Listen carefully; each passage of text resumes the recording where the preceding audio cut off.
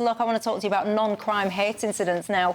They look set to be scrapped as police chiefs are going to tell the Home Secretary that they are no longer fit for purpose, I quote. When were they ever fit for purpose? Absolute lunacy, if you ask me.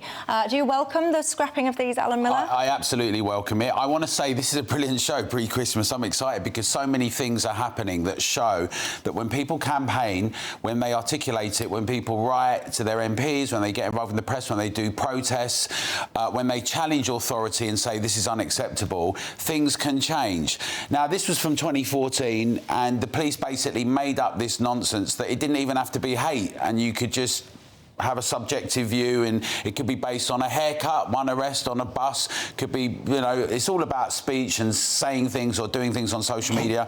An absolute affront to all of the great achievements that Britain has made in terms of conscience, liberty and freedom of speech. So yes, if this is now being dispensed with, but as we will remind ourselves, Hendon Police Training College maintaining protected characteristics, the government pushing forward this thing on protected characteristics on Islamophobia laws.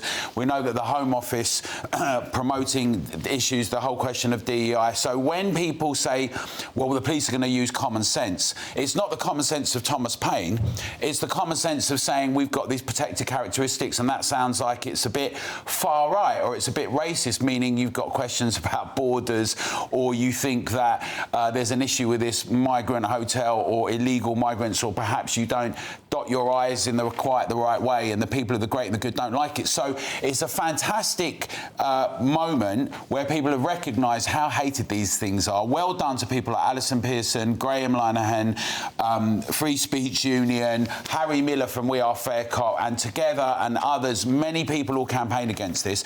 But I'm very concerned that we've got a situation where the police and others think that they should be able to monitor our speech. We see this with the Employment Rights Act now that's looking to come in, that, you know, what you say, banter in the pub, exchanges between people should be monitored and policed, and that is of grave concern and we need to stop it. We've seen it around two-tier policing and the judiciary. There's nothing more important than keeping your money and your identity safe online. And with so many VPN options available, choosing the right one can be pretty daunting.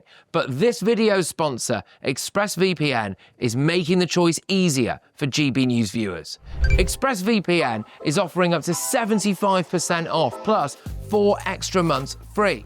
That's top-level security from just £2.49 a month, and you're covered by their 30-day money-back guarantee. So just click the link in this video's description or scan the QR code now.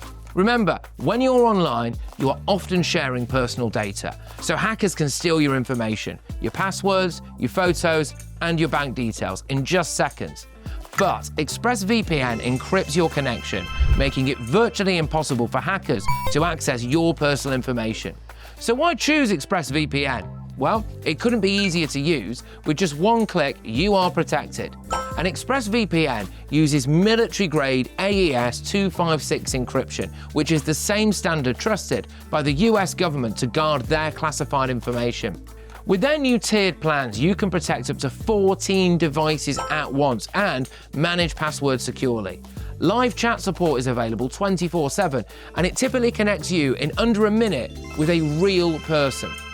Click the link in this video's description or scan the QR code to get up to 75% off ExpressVPN, plus 4 months extra for free. Start protecting yourself today with ExpressVPN. Bill? I do welcome this change, but let's give a bit of historical context.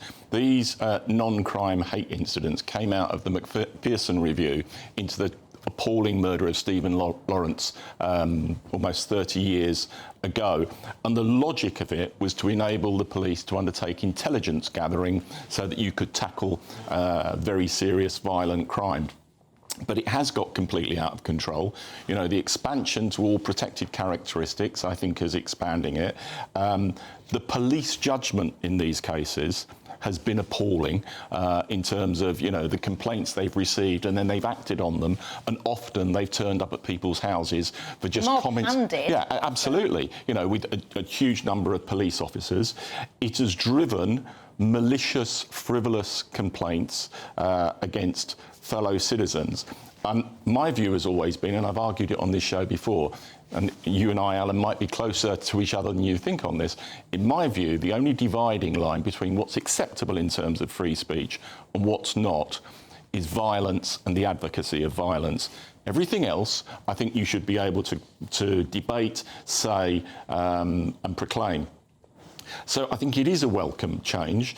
Clearly, the Home Secretary Shabana Mahmood has invited this set of recommendations coming forward from the police. However, I've still got concerns about where we're going to end up, because as I read the announcement from the police today, they say it's only the most serious incidents which would be recorded as antisocial behaviour. Well, what's the definition of the most serious incidents? And actually, some antisocial behaviour is criminal in legal terms. So, you know, but what's the situation going to be with that regard? And I actually think the police should not effectively be legislating on this. That's the job for governments and parliaments. And I think the government should drive the review of this. The non-crime hate incident. So the gift is in the name. Yeah, the clue's in the title. You know, and we need a police force that polices without fear or favour, that deals with the outrageous amounts of shoplifting, of assaults that are going on, of burglaries. Often you have to email them or they can't show up. Obviously, we've seen the rape gangs and we've seen illegal migrants coming in the country. We see all of these things going on, and there's been this myopic obsession with offence, giving offence to people, and somehow that's got to be protected. I'm also very concerned this government is bringing in digital ID, and that is an arena where we've seen people being imprisoned for things that they've put on social media. So we need to all challenge that. Keep up the good work, all the GB viewers. Digital ID yes, can help us to absolutely protect our borders and protect us from crime. It'd be an absolute disaster. I can't bear this ridiculousness that the Labour Party think that we're all so dense that we truly believe that digital ID has been introduced to help control the border. That's not what it is. It's one of the rationales and reasons. No, it's not. It's an excuse, and look, you know people are angry about that issue, so you think their anger will allow you to sneak it in. No, they're not, Michelle. Look at the polling evidence. The vast majority of people support identity cards. What was the question asked in that poll? Do you support identity cards? Mandatory identity cards? Yes. No. Really? No, what happens is, go and look at the polling evidence. The question is always asked in a certain way, like they always do. Here's the thing. The majority of the British public do not want to have mandatory digital ID cards. That's why we've had 3 million sign a petition. People are out on the streets protesting it. It's got nothing to do, it won't stop the boats. What it will do is it will control and limit and suffocate us even more. Do you know, Alan, in my experience, people who don't like polling evidence criticise the framing of the question. Oh, that old chestnut.